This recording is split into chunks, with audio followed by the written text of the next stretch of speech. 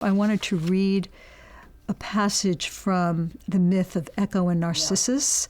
The most important things about pathological narcissism are in this myth. And that's why it was taken up by Freud and was the inspiration for his original essay, which was called On Narcissism. It's a source of endless fascination. Interestingly enough, at the time that it was written, it was not one of the most popular myths. We can't forget that we're living in a society where narcissism is also a personality trait that's very predominant. He lay like a fallen garden statue, gaze fixed on his image in the water, comparing it to Bacchus or Apollo, falling deeper and deeper in love with what so many had loved so hopelessly. Not recognizing himself, he wanted only himself. He had chosen from all the faces he had ever seen only his own. He was himself the torturer who now began his torture.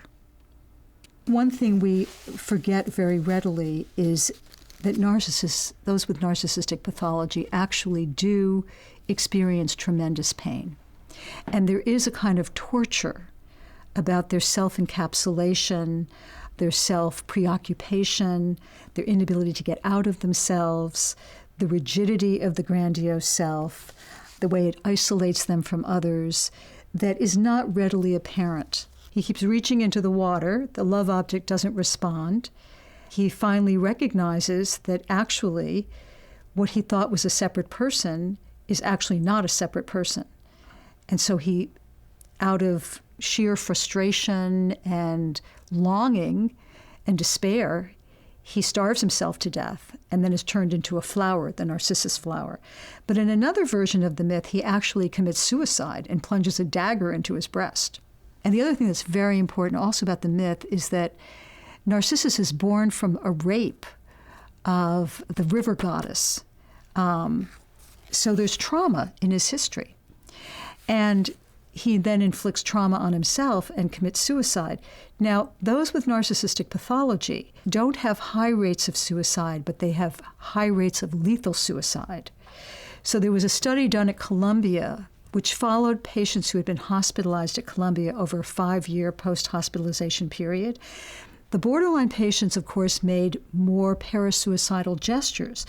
For borderline patients, suicidality and parasuicidality does become a way of self-soothing even and self-regulating, and also self-punishment, of course. But those who were primary diagnosis of narcissistic personality disorder had more lethal suicidality and had actually completed suicide attempts.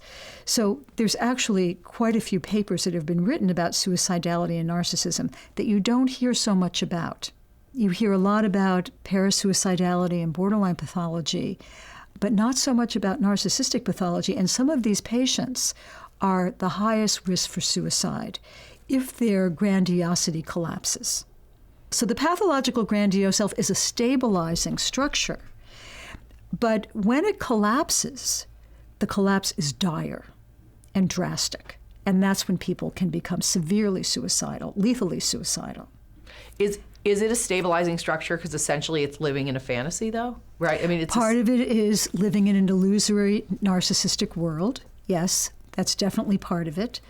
So the grandiose self is a stable structure, but at the cost of living fully in reality.